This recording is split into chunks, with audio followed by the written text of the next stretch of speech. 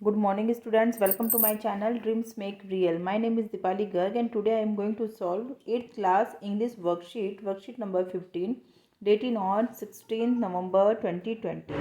बच्चों आज की इस 8th क्लास की वर्कशीट में हम लोग जो हमारी पोएम है टेक्स्ट बुक से ज्योग्राफी लेसन उस पोएम को समझेंगे और उसके बेस पर जो हमारे क्वेश्चन आंसर दिए गए हैं बहुत ही सिंपल इजी हैं उनको सॉल्व करेंगे। देखिए given below is a poem, नीचे एक पोएम दी गई है written by the perspective of Zulfikar Ghose के द्वारा लिखी गई पोएम है। Who is observing city from above, जो कि ऊपर से क्या कर रहे हैं, सिटी को ऑब्जर्व कर रहे हैं, देख रहे हैं। Seeing it seated in a jet plane, और एक प्लेन में बैठे हुए हैं। इट मीन्स जब उनका प्लेन जेट प्लेन ऊपर से उड़ रहा है तो वो नीचे जो है सिटी को ऑब्जर्व कर रहे हैं और उनके बारे में उनके दिमाग में कुछ व्यूज़ आते हैं जो आपके सामने उन्होंने इस पोएम के थ्रू रखे हैं। देखिए how does a city look when we see it from great height, हमें शहर जो है कैसे दिखाई देता है सिटी जब हम ग्रेट बहुत ही ऊंचाई पर होती हैं। वेरी स्मॉल दिखाई देता है या क्लियर दिखाई देता है? बच्चों इसका आंसर होगा हमारा क्लियर। जब हम ऊंचाई पर होते हैं तो हमें पूरा शहर जो है एकदम साफ दिखाई देता है, क्लियर कि यहाँ पर लैंड है, यहाँ पर वाटर है, यहाँ पर वैली है, तो सब हम पूरे शहर को लाइट्स वगैरह अच्छे से देख सकते हैं। तो इसका आंसर हो जाएगा हमारा क्लियर। देखिए आगे हम पोएम को पढ़ लेते हैं पहले। अगर हमारी पोएम समझ में आ जाती है तो फिर हम उसके बेस पर जो क्वेश्चन आंसर है वो भी सॉल्व कर सकेंगे। Read the following stanzas the answer the questions that follows.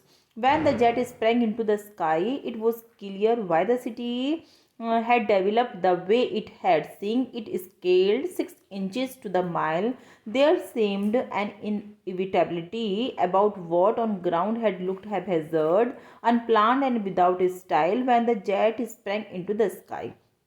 कि जब जो है स्प्रैंग का मतलब होता है ऊंची उड़ान भरता है, जेट आसमान में जब ऊंची उड़ान भरता है तो सारा शहर जो है क्लियर क्यों दिखाई देता है? क्योंकि जो है एक तो क्लियर दिखाई देता है और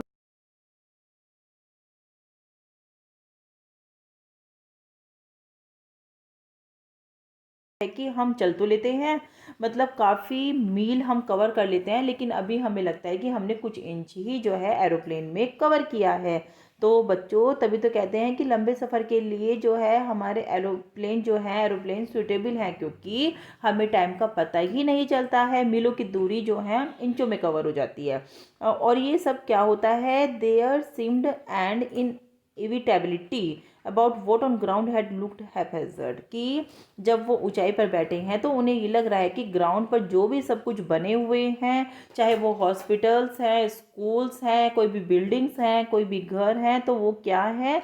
सब अनप्लान है, मतलब प्री प्लान कोई भी चीज़ नहीं है, सबकी अनिवार्यता है क्योंकि ज़रूरी हो गया था उनको बनाना, इसलिए जो है वो अनप्लान ही बना दिए गए हैं और उनकी कोई शैली भी नहीं है। विदाउट शैली का मतलब है कोई शैली के बिना ही वो सब कुछ बन गए हैं। जब वो ऊंची उड़ान भर रहे हैं स्काई से तो वो सब कुछ देख रहे हैं और कह रहे हैं अपने मन में कि सब कुछ अनप्लान ही बना दिया है। हॉस्पिटल है, बिल्डिंग्स हैं, ये सब, ये नहीं है कि हमें यहाँ पर ये चीज़ बनानी है तो हम यहाँ पर हॉस्पिटल है तो हॉस्पिटल यहीं बनेगा, यहाँ पर स्कूल की बिल्डिंग है तो यहाँ पर स्कूल नहीं, सब कुछ अनप्लान बन गया है। क्यों?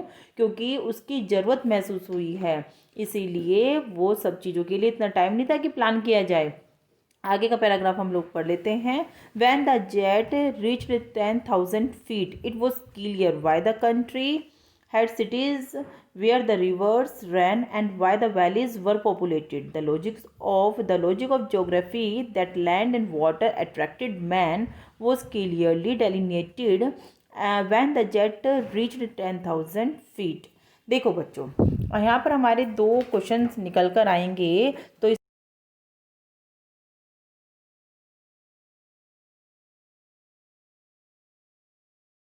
है इट वॉज क्लियर, तो यह क्लियर था कि जो मतलब उसको समझ में आया कि जो कंट्री है उसके अंदर सिटीज़ भी हैं, रिवर्स भी बह रही हैं, रिवर्स भी हैं, मतलब वैसे तो लगता है कि कंट्री है बस, लेकिन जैसे जैसे वो ऊपर उसने उड़ान भरी तो उसने क्या देखा कि कंट्री के अंदर सिटीज़ भी हैं, रिवर भी बह रही हैं, है ना, और लोग जो हैं, वैली भी इतनी पॉपुलेटेड क्यों है? इसके पीछे जो है भूगोल का हमारा एक रहस्य ये है, क्योंकि वैली जो इसलिए पॉपुलर है, क्योंकि पॉपुलेटेड भी इसलिए होती हैं, ज़्यादा लोग इसलिए रहते हैं क्योंकि वहाँ पर जो लैंड है, ज़मीन मिलती है और लोगों को पानी भी आसानी से मिल जाता है। ये सब चीज़ें जो है लोगों को अट्रैक्ट करता है।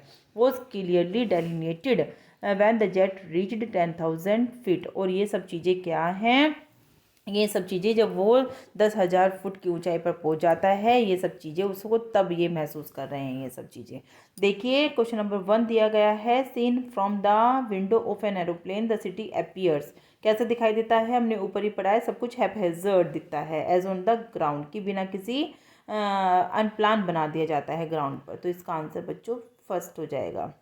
सेकेंड नंबर का क्वेश्चन हम लोग देख लेते हैं, which word in the stanza means which can not be avoided, जिससे बचा नहीं जा सकता। इट मीन्स वो चीज़ कंपल्सरी है, अनिवार्य है। तो इसका आंसर हमारा हो जाएगा इनएविटेबल। इसका मतलब भी होता ही है कंपल्सरी। वो डिड अट्रैक्ट द मैन, ये हमने पढ़ा ही है कि जो लैंड और वाटर है जो वो लोगों को अट्रैक्ट करते हैं। From a certain height a mile got reduce to 6, इसका आंसर हो जाएगा बच्चों 6 इंचेस। हमने ऊपर अभी पैराग्राफ में पढ़ा है, फर्स्ट पैराग्राफ में, what was clear when the jet reached 10,000 feet high. क्या क्लियर था जब वो जेट जो है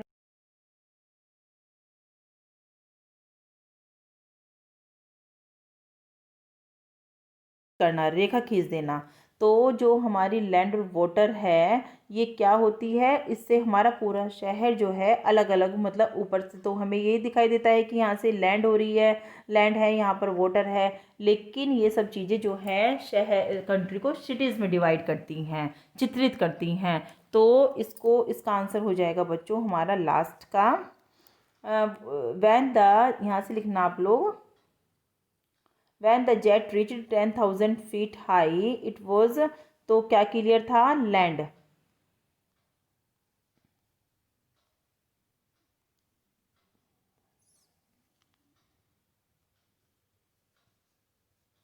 it was earth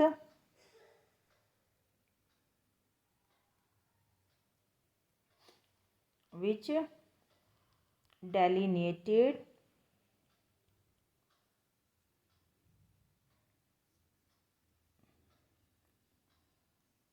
land and water। when the jet reached 10,000 feet high it was earth which delineated land and water। ये जो धरती ही थी जो कि क्या करती थी, अंकित कर देती थी जमीन को और वाटर को।